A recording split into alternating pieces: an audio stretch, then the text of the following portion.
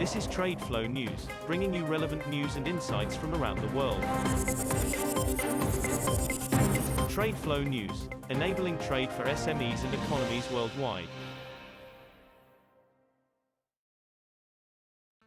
These are some of the key topics that we will be looking into in today's program.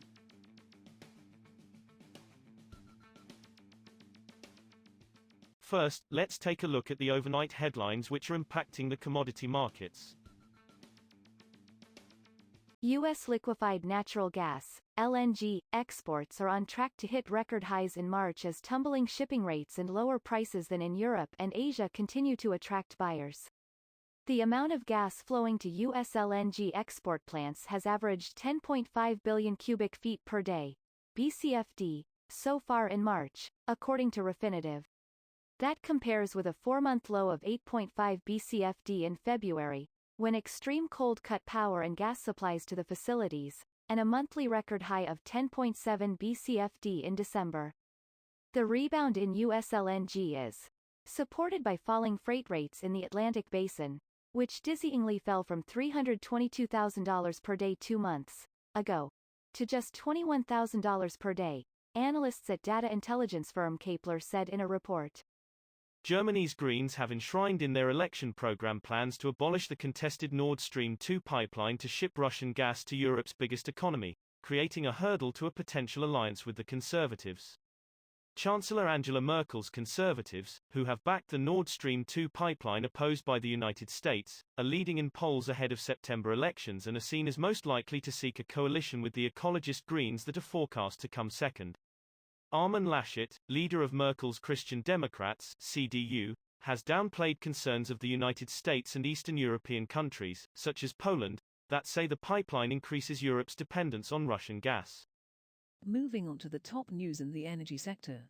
Oil rose more than 2% in volatile trading on Friday, but finished the week about 7% lower as a new wave of coronavirus infections across Europe dampened hopes that fuel demand would recover soon. Brent crude settled up $1.25 a barrel, or 2%, at $64.53 a barrel. West Texas Intermediate U.S. crude rose $1.42, or 2.4%, to $61.42. During the session, both traded within a wide range of more than $2 a barrel. The weekly loss for both benchmarks was just under 7%. On Thursday, oil slid 7% as large European economies reimposed lockdowns, while vaccination programs there were slowed by distribution issues and fears of side effects. An air attack on an oil refinery in the Saudi capital Riyadh on Friday caused a fire that was brought under control, the energy ministry said, after Yemen's Houthi group said it targeted the site with 6 drones. The refinery is operated by state-controlled oil giant Saudi Aramco 2222. SE. The attack, which happened at 6:05 a.m. Saudi time, 03:05 GMT, did not result in injuries or deaths, and did not disrupt the supply of oil or oil derivatives, the energy ministry said. The Houthis said earlier in the day that they had hit a facility belonging to Aramco in Riyadh, without specifying the targets they said were hit. Next, we have the top news in metal markets.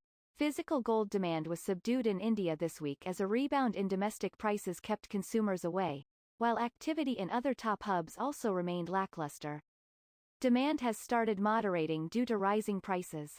Retail buyers are taking a pause, said Mukesh Kothari, director at Mumbai gold dealer Riddhi Siddhi Bullions.